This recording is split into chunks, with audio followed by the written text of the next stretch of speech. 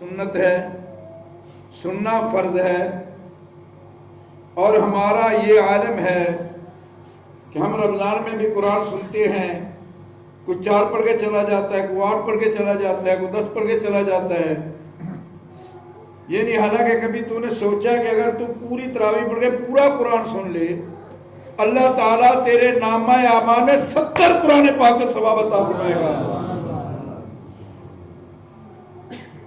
لیکن ہم ایسے غافل ہیں، ہم وجود کو اتنا آرام دیتے ہیں کہ ہمیں کوئی تکلیف نہ آ جائے، لیکن اس تکلیف کا نہیں سوچتے جو قبر میں آنی ہے یا حشر میں آنی ہے.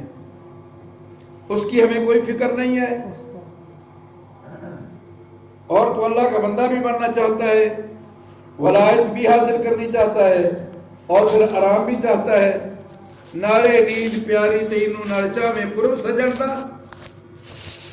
میرے بھائیوں، میرے دوستوں، ماہ رمضان المبارک کے فضائل پہ غور تو کرو کہ ماہ رمضان المبارک اس قدر عظمتوں کا مالک ہے. آدم علیہ السلام ابھی بنے نہیں ہیں، آدم ابھی دنیا میں آیا نہیں ہے. بھئی انسانیت آدم سے چلی ہے نا. آدم سے پہلے تو کوئی انسان موجود نہیں تھا. بے شک آدم ابھی آئے نہیں، 2000 سال پہلے اللہ نے ایک فرشتہ پیدا کیا. سبحان اللہ. توجہ سے ذرا، بڑی مہربانی جا کے ذرا سبحان اللہ کہیے. سبحان اللہ. ایک فرشتہ پیدا کیا جس کو اتنا بڑا قد عطا فرمایا کہ 1000 سال کی مسافت کو طے کرے تو فرشتے کے قد کو نہ پہنچ سکے. 1000 سال تک سفر کرتا رہے تو فرشتہ اس سے بھی بڑا ہے. اور اللہ نے اس فرشتے کو 1000 سر عطا فرمایا ہے. سبحان اللہ. کتنا بھائی؟ 1000. سبحان اللہ. امت مصطفیٰ خوش ہو جا کے ذرا انداز بیان گرچہ بہت شوق نہیں، شاید کہ تیرے دل میں اتر جائے میری بات. اللہ نے اس کو 1000 سر عطا فرمایا ہے، اور ہر سر پہ 1000 چہرے عطا فرمائے ہیں. سبحان اللہ. سبحان اللہ. اور ایک چہرے میں 1000 منہ عطا فرمائے ہیں. سبحان اللہ. اور ہر منہ میں 1000 زبان رکھی ہے. سبحان اللہ. اور ہر زبان پہ 1000 گیسوے رکھے ہیں. سبحان اللہ. اور ہر گیسوے میں 1000 موتی ہے. سبحان اللہ. اور ہر موتی میں 1000 نور کا دریا ہے. سبحان اللہ. سبحان اللہ. اور ہر دریا میں 1000 نور کی مچھلی ہے. سبحان اللہ. اور وہ مچھلی اتنی بڑی ہے کہ 100 سال کی مسافت سے بھی لمبی ہے. اور اس کی پشت پہ لکھا ہوا ہے لا الہ الا اللہ محمد رسول اللہ. حضور العالمین علیہ السلام فرماتے ہیں میں معراج کی رات گیا، اس فرشتے سے ملاقات ہوئی تو میں نے اس کو سلام کیا. اس نے میری تعظیم و توقیر کی، میری عزت و آبرو کی، اور اپنے پر کھول دیے. ایسے کھولے کہ مشرق و مغرب میں سما گئے. مشرق و مغرب کم پڑ گیا، پر زیادہ تھے. حضور فرماتے ہیں کھولے تو اس نے کہا اے محمد صلی اللہ علیہ وسلم، آپ کو مبارک ہو، آپ کو مبارک ہو، آپ کی امت کو اللہ نے رمضان کے صدقے بخش دیا ہے. اللہ نے آپ کی امت کو رمضان کے صدقے بخش دیا ہے. کبھی غور کر، کبھی فکر کر، تیری بخشش کے لیے، تیری عزت کے لیے، تیری آبرو کے لیے، تیرے مقام کے لیے اللہ نے کس قدر انتظام کر رکھی ہیں. ابھی تیرا بابا نہیں آیا تو فرشتے پیدا ہو رہے ہیں. اللہ بنی اللہ بنی. احباب المدانش، یہ ماہ رمضان المبارک اس قدر عزتوں عظمتوں کا خزانہ ہے جس کی ایک ایک گھڑی عبادت میں گزرتی ہے. ایک ایک گھڑی عبادت میں گزرتی ہے، بلکہ آپ سو جائیں وہ بھی عبادت میں گزرتا ہے۔ وہ آپ پوچھیں گے کیسے؟ جی ہم تو سوئے ہوئے ہیں۔ میں نے کہا یہی تو اس کریم کا کرم ہے کہ آپ سوئے ہیں، لیکن ذہن میں یہ کہ میں نے اٹھ کے سحری رکھنی ہے، سحری کا انتظار بھی عبادت ہے، افطاری کا انتظار بھی عبادت ہے۔ تو ذمہ دارہ چلا رہا ہے، منہ میں روزہ ہے، ذمہ دارہ بھی عبادت ہے۔ تو دفتر میں کام کر رہا ہے، روزے سے ہے، تیرا دفتر میں کام کرنا بھی عبادت ہے۔ تو کوئی بھی کام کر رہا ہے لیکن روزے سے ہے، تیرا وہ کام کرنا بھی عبادت ہے۔ سبحان اللہ۔ اور یہ ایسا کہ سارا دن روزے سے اور رات قیام میں، سبحان اللہ۔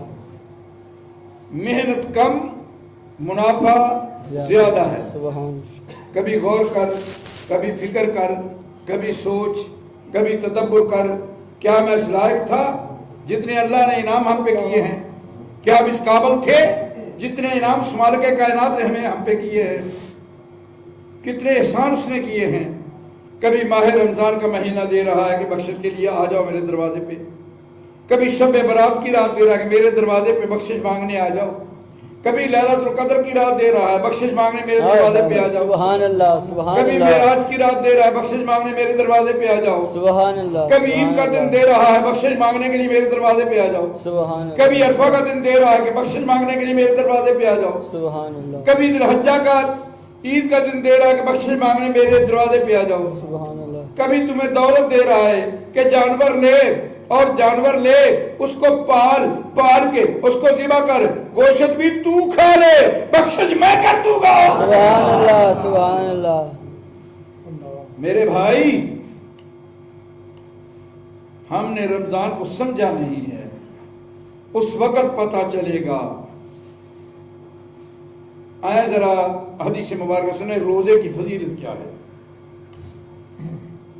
یسوع المسلمین، امیر المومنین، امام المتقین، قائد الغر المحجلین حضرت علی علیہ السلام فرماتے ہیں کہ ایک دن مجھے رسول اکرم نے اپنے پاس بلایا۔ توجہ ہے حضرات، سبحان اللہ۔ اونچی گئی سبحان اللہ۔ سبحان اللہ۔ اتنی فضیلت کی باتیں ہو رہی ہیں، پھر خاموش بیٹھے ہیں۔ جی احباب الموزان، ذرا توجہ چاہتا ہوں۔ حضرت علی کو بلایا، فرمایا علی، جبریل تمہیں سلام کہہ رہا ہے۔ کس فضیلت کا وہ مالک ہوگا، کس مقام کا وہ مالک ہوگا علی جسے جبریل سلام کہے۔ سوائے نبی کے جبریل نے صرف دو ہستیوں پہ سلام کیا ہے، ایک کا نام ہے سیدہ خدیجہ الکبریٰ، دوسری ہستی کا نام ہے علی۔ علی جبریل علیہ السلام سلام کہہ رہے ہیں، فرمایا یا رسول اللہ، وعلیکم السلام، علیہ السلام، وعلیکم السلام۔ یا رسول اللہ، آپ پر بھی سلام، جبریل پر بھی سلام۔ فرمایا جبریل کہہ رہا ہے کہ اے علی، ایک مہینے میں 3 روزے رکھا کر۔ کتنے روزے بھائی؟ 3 روزے۔ اونچی بول ذرا، کتنے روزے؟ ہم نے تو نہیں رکھنے، بس کہنا ہی ہے نا بھائی 3 روزے، ہم نے ادھر تو آنا نہیں نا، اس کی طرف تو آنا نہیں نا، یہ مشکل ذرا کام ہے نا۔ 3 روزے، جب تو 13 کا روزہ رکھے گا اللہ تمہیں 10,000 سال کی عبادت عطا کرے گا۔ سبحان اللہ۔ کتنی عبادت بھائی؟ 10,000۔ 10,000 سال۔ کسی انسان کی عمر 10,000 سال نہیں ہے۔ فرمایا جب تو 13 کا روزہ رکھے گا 10,000 سال کا عبادت کا ثواب تیرے نام اعمال میں لکھا جائے گا۔ جب تو 14 کا روزہ رکھے گا 30,000 سال کی عبادت کا ثواب تیرے نام اعمال میں آ جائے گا۔ اور پھر جب تو 15 کا روزہ رکھے گا 1,00,000 سال کی عبادت کا ثواب تیرے نام اعمال میں لکھ دیا جائے گا۔ سبحان اللہ۔ سبحان اللہ۔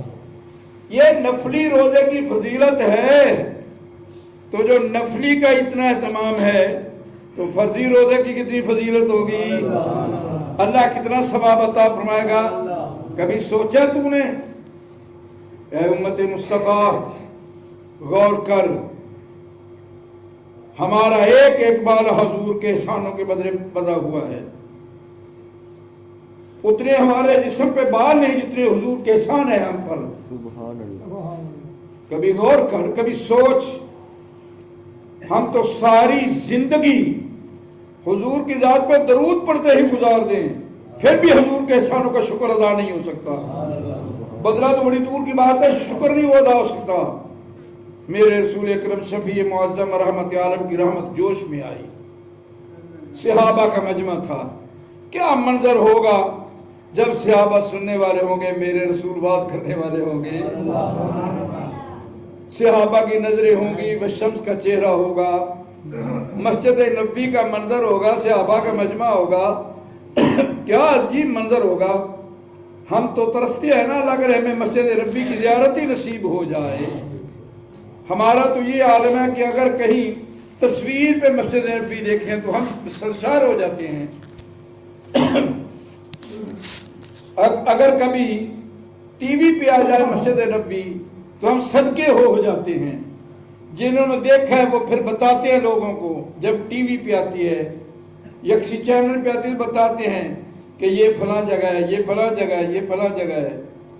تو جن صحابہ نے زندگی گزاری ہوگی ان کا کیا عالم ہوگا؟ کن صحابہ نے پانچوں نمازیں مسجد نبی میں پڑھی ہوں گی، کیا منظر ہوگا؟ جن صحابہ نے حضور کی امامت میں نماز پڑھی ہوگی ان کا کیا منظر ہوگا؟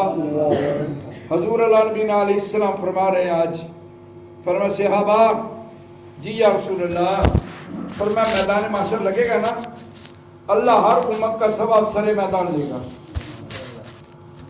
سرے بازار لے گا، میدان لگایا جائے گا، ساری امتیں موجود ہوں گی، سب موجود ہوں گے، تو سب موجود ہوں گے تو حساب ہوگا ساری امتوں کا۔